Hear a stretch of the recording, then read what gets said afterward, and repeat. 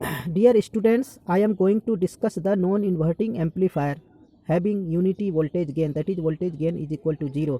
Non inverting amplifier का ये एक स्पेशल केस है जब वोल्टेज गेन यूनिटी हो जाए. यूनिटी कब होगा? जब फीडबैक रेजिस्टेंस की वैल्यू 0 होगी और R1 की वैल्यू इन्फिनिटी होगी. ऐसा होने पे मैथमेटिकली आप देख सकते हैं 1 + 0 by infinity into V input, that is output equal to V input.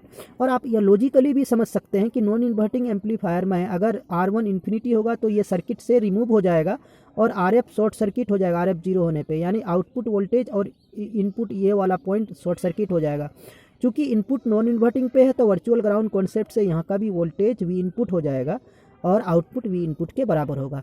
इस एम्पलीफायर का यूज होता है इम्पीडेंस मैचिंग के लिए किया जाता है. तो इसको यूनिटी वोल्टेज गेन कहते हैं या बफर एम्पलीफायर भी कहते हैं या इसको वोल्टेज फॉलोवर भी कहा जाता है. Why voltage follower? Because output voltage follow the input voltage. तो गाइस ये इस एम्पलीफायर को हम लोग जानते हैं. 2 नंबर के क्वेश्चन में पूछा जा सकता है unity gain non inverting amplifier या buffer amplifier. Now guys I am going to discuss the some linear applications of the close loop op amp. तो पहला क्लोज लूप ऑप एम्प का एप्लीकेशन है एडर एम्पलीफायर और summer amplifier. तो adder 2 तरीके से हम बना सकते हैं. एक इन्वर्टिंग एडर होता है, एक नॉन इन्वर्टिंग एडर होता है. तो सबसे पहले इन्वर्टिंग एडर को आप ध्यान से देखिए. इन्वर्टिंग क्यों कहते हैं? क्योंकि सारे इनपुट्स हमने इन्वर्टिंग पॉइंट पे दिया हुआ, नेगेटिव पॉइंट पे दिया हुआ, इसलिए इसको इन्वर्टिंग एडर कहते हैं. अब इसका मैथमेटिकल ऑपरेशन निकालने के लिए, इसको प्रूफ करने के लिए कि how output voltage will be the sum of all input voltage.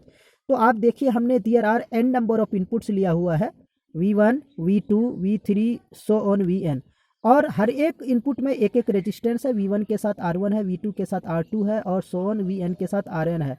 तो अब आप यहाँ पे देख सकते हैं और यहाँ पे एक फीडबैक रेजिस्टेंस भी लिया गया है, फीडबैक रेजिस्टेंस. तो हमने सभी इनपुट सोर्स से एक एक करंट मान लिया. इधर I1 मान लिया, इधर I2 मान लिया, इधर I3 मान लिया और इधर IN मान लिया. और यहाँ से हमने IF को भी हम आउटगोइंग मान लिए इस पॉइंट के हिसाब से. तो I1 से लेके IN तक इस पॉइंट के लिए इनकमिंग करंट है और IF इस पॉइंट के लिए आउटगोइंग करंट है. और आपको पता ही है कि ऑप एम्प के अंदर कोई भी करंट नहीं जाता क्योंकि इनपुट इम्पीडेंस इसका इन्फिनाइट होता है.